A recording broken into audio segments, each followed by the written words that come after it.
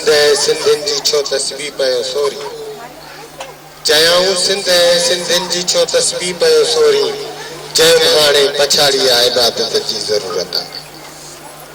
महरान TV जे सद ते 13 December सकाफ़ती Eid ॾियारे तौरु मल्हायो पियो वञे। अॼु समूरी सिंध अजरकी रंगनि सां जगमगाए थी रही आहे।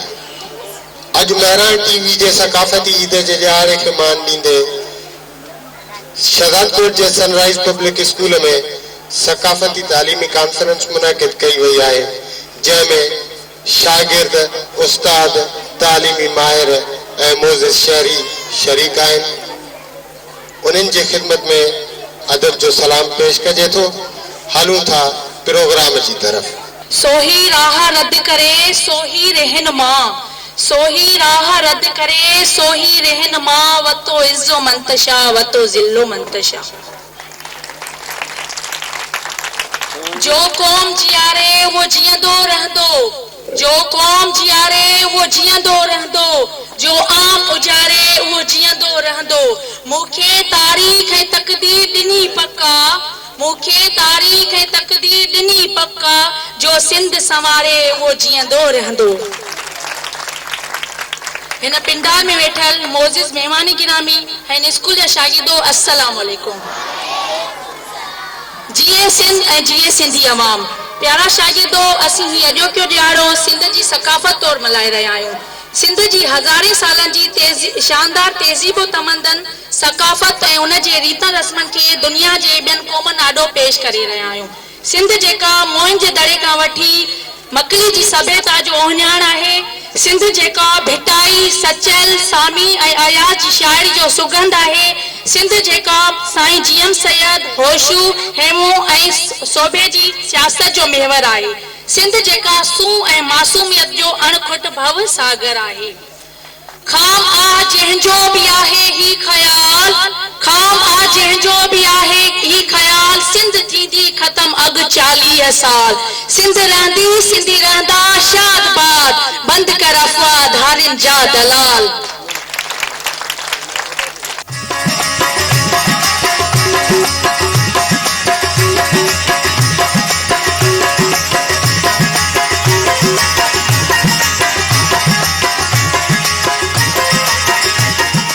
हिकड़ो नक्शो सिंध जो ॿियो आही तूं, हिकड़ो नक्शो सिंध जो ॿियो आही तूं, जंहिंजे कारण मूं जीअण लाइ जाथोड़ कई। मोज़िज़ मेहमान ऐं प्यारा बारो, अॼु वारो ॾींहुं ईद खां घटि न आहे। हिन ॾियारे ते असीं रिवायती लिबास, टोपी, अजरक ऐं पटके में दुनिया जे मर्नी लिबासनि खां वधीक ख़ूबसूरत नज़र अची रहिया आहियूं।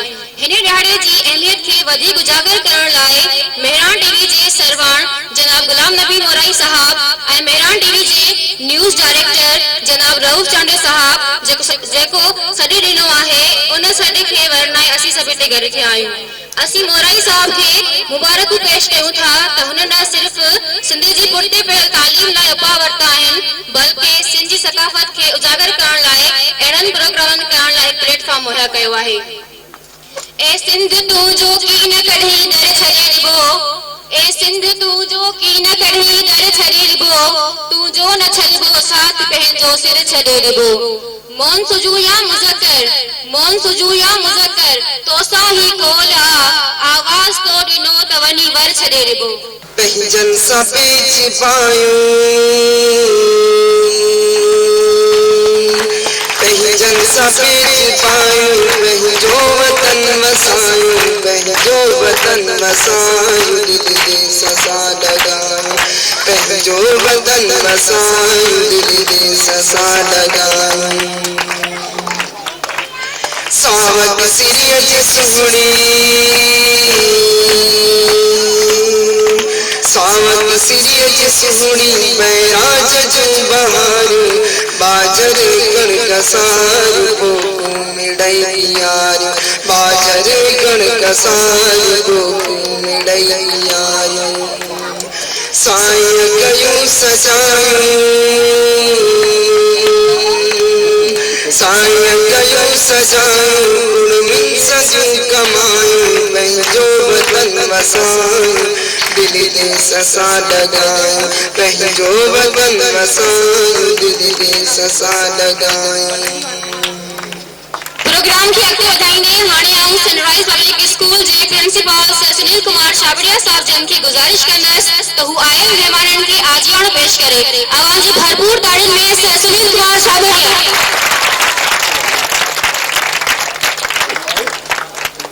हारियो ॾे हारियो ज़री न रखो ज़हर जी हड़ाई आयो हिक मां कोने को धारियो पाण ई पंहिंजो पाण खे मतां की मारियो उथी अॼु ॿारियो घर घर बती अमुन जी। हिन प्रोग्राम में शरीक थींदड़ निहायत क़ाबिल इज़त मोहतरम जनाब इमदाद हुसैन अबलो साहब असिस्टेंट कमिश्नर शदाब कोट,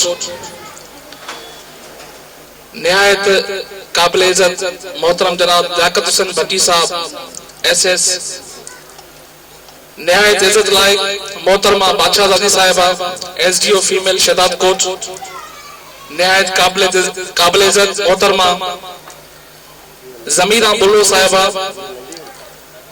क़ाबिल एहतराम मोहतरमा रुबीना चांडू साहिबा मशहूर समाजी अगवान, क़ाबिल एहतराम वहाब पंद्रानी साहब मशहूर समाजी अगवान, निहायत इज़त लायक मोहतरम जनाब एडवोकेट अब्दुल वहीद भट्टी साहब, क़ाबिल एहतराम मैडम तौहीद खटियान साहिबा lecturer government girls college Shahdad Kot, असांजो बुजुर्ग ऐं निहायत इज़त लायक जनाब मौला बख्श वदो साहब प्रिंसिपल दरिया खान पब्लिक स्कूल ऐं शदाब कोट प्राइवेट स्कूल एसोसिएशन जो सदर मोहतरम जनाब मुजीब हुसैन मस्तूरी साहब PTLF जो सदर ऐं निहायत इज़त लायक मुजीब बबन तुनियो साहब, असीं तव्हांजा निहायत शुक्रगुज़ार आहियूं जो अॼु तव्हां हिन प्रोग्राम में शिरकत करे असांजो मान मथां कयो आहे। तव्हांजा वॾा वड़ तव्हांजी वॾी महिरबानी।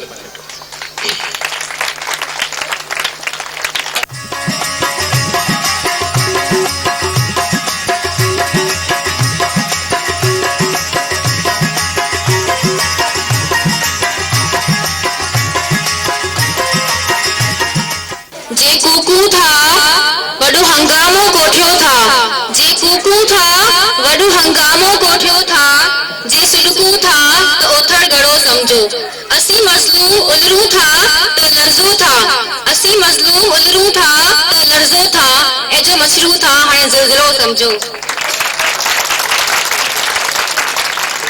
प्रोग्राम खे अॻिते वधाईंदे हाणे आऊं पारस ग्रुप खे दावत ॾियसि त हू अवां आॾो सिंधी डांस पेश कनि। अवां जी भरपूर ताड़ियुनि में पारस ग्रुप। मुझे राण ले जी वडेड़ी तमार, मुझे सुन ले जी सोहनी कुआर, मुझे यार बल्ले बल्ले ओ बल्ले बल्ले बल्ले दान बल्ले बल्ले ओ बल्ले बल्ले बल्ले ओ मुझे राण ले जी वडेड़ी तमार, मुझे सुन ले जी सोहनी कुआर, मुझे यार बल्ले बल्ले ओ बल्ले बल्ले बल्ले दान बल्ले बल्ले ओ बल्ले बल्ले बल्ले राण ले राण ले राण ले राण ले राण ले राण ले राण ले राण ले राण ले राण ले राण ले राण ले हिदकी मता मुखे गाई हिदकी मता मुखे गाई हिदकी माती भया तुझा मारो इंदा माती भया तुझा मारो इंदा।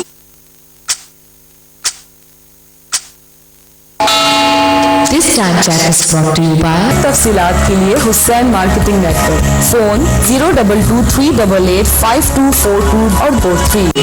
हिदकी मता मुखे गाई हिदकी माती भया तुझा मारो इंदा माती भया तुझा मारो इंदा ओ मारो इंदा मुखे मटी इंदा ओ मारो इंदा मुखे तोरे चंदा माती भया तुझा मारो इंदा माती भया तुझा मारो इंदा। शिदी बशा जिला पे तेरा है शिदी बशा अम्बा